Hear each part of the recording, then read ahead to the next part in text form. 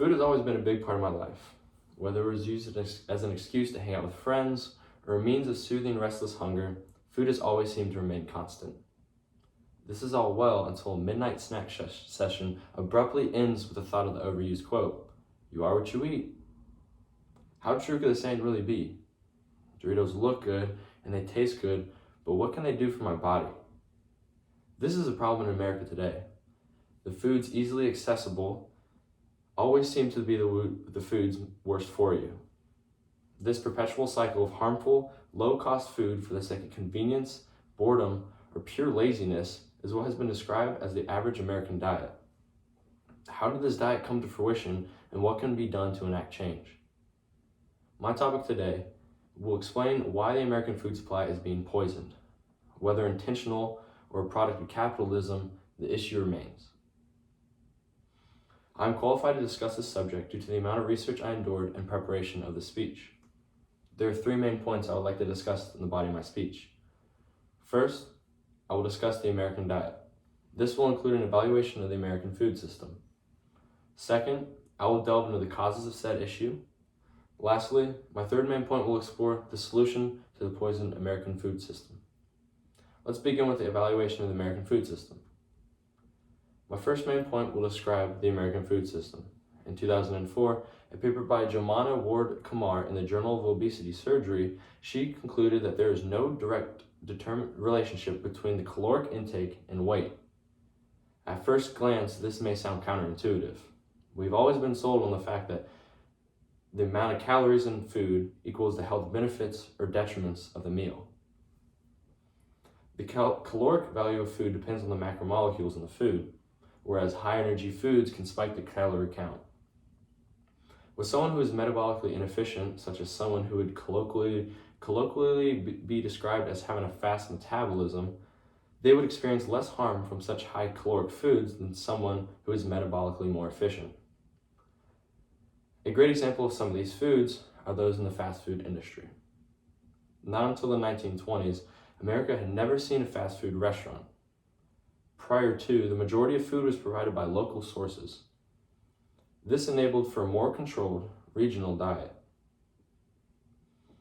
According to a 2018 article by Cheryl Freyar that appeared in NCHS Data Brief, 36.6% of Americans ate fast food, including pizza, on a given day.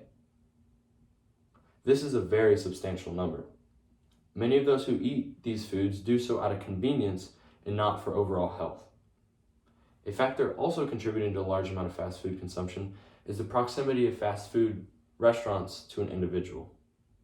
A study by Jane Boone Hyman and ARC International Medicine conducted in 2011 showed that most people live around 1 mile away from a fast food restaurant. Having such access may lead to an abuse or overuse of these restaurants, enabling for many problems, including obesity. Now that you are familiar with the average American diet, I will discuss the causes of the American diet. My second main point explores the causes of the descending quality of the American food supply. Capitalism being the central marketing scheme of the US, corners are bound to be cut in order to profit. For the food industry, this can jeopardize the quality of ingredients for a few extra dollars. According to a paper written in Scientific America by Kim Evelyn in 2013, humans have been processing foods since 28,000 BC. If we've been processing foods for so long, why are they not a bad thing until recently? Pre-industrialization processed foods included breads, cheeses, wines, bacon, and chocolate. Not inherently bad, they are worse today due to the optimization of mass production. There cannot be a generous amount of time spent on preparing bacon for the country when there are 300 million people to feed, sometimes 3 times a day. In 2017, Yuri Steele wrote in Population Health Metrics that the consumption of ultra-processed foods, such as those in the average American diet, lead to a decrease in protein, fiber, vitamins A, C, D, and E, zinc, potassium, phosphorus, magnesium, and calcium. Where these foods lack in essential nutrients, they provide an extreme excess in energy-contributing compounds, such as carbohydrates and added sugars, saturated fats, which are the roots of the American diet. This decrease in food macromolecule count quality is due to the inexpensive nature to produce ultra-processed foods, which we have learned are detrimental to a person's diet. Now that the causes of the diet have been addressed, let's move on to my third and final point. My third main point is the solution to the poisoned American food supply. For those who accept and practice the American diet, a combination of ultra-processed food, high-energy foods, and a sedentary lifestyle is a recipe for disaster. Scott Kanowski wrote in the Journal of Experimental Psychology in 2010 that, quote, intake of diets high in saturated fats and simple carbohydrates is associated with cognitive impairments in both humans and rodents. This can have serious harm on people that practice the diet long term. Not only psychologically taxing, this diet can also be physically taxing as well. Obesity in the US has skyrocketed to 36.6% and can be directly linked to the increase in the practice of the standard American diet. How then do we solve this issue? Government-sanctioned health and fitness classes should be mandated. These classes will let individuals ultimately understand why people are constantly saying, you are what you eat. Taking care of your body through what you consume should be slated with high importance. These programs would help instill lifestyle changes in those who are caught in the cycle. The ulterior proposed method of control would be to inhibit food companies from allowing such foods to be available at such low costs. This practice will only prove radical for our government, as capitalism is the sole marketing strategy of this country.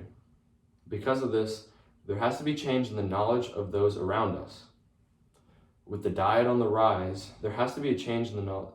With the diet on the rise and profiting companies metaphorically throwing malicious foods at all of us, the knowledge of food consumption is in their hands. Flipping the patty and creating a society of body and health conscious people will cripple those profiting off our ignorance towards food and ultimately life longevity. In conclusion, today I discussed the blatant poisoning of the American food supply. There were three main points I discussed in the body of my speech. First, I discussed the American food system of today. Second, I explored the causes of the American diet. Finally, I addressed the solution to said problem. For us to enact change, we are to put effort in towards fixing the food system we all fall victim to. I strongly urge you to be more conscious of what you eat and determine the risks and rewards. Until the implementation of a government-sanctioned food class, all knowledge about food will be limited to those attempting to profit off our ignorance. Next time you are at the drive-thru of your favorite fast food joint, remember, you are what you eat.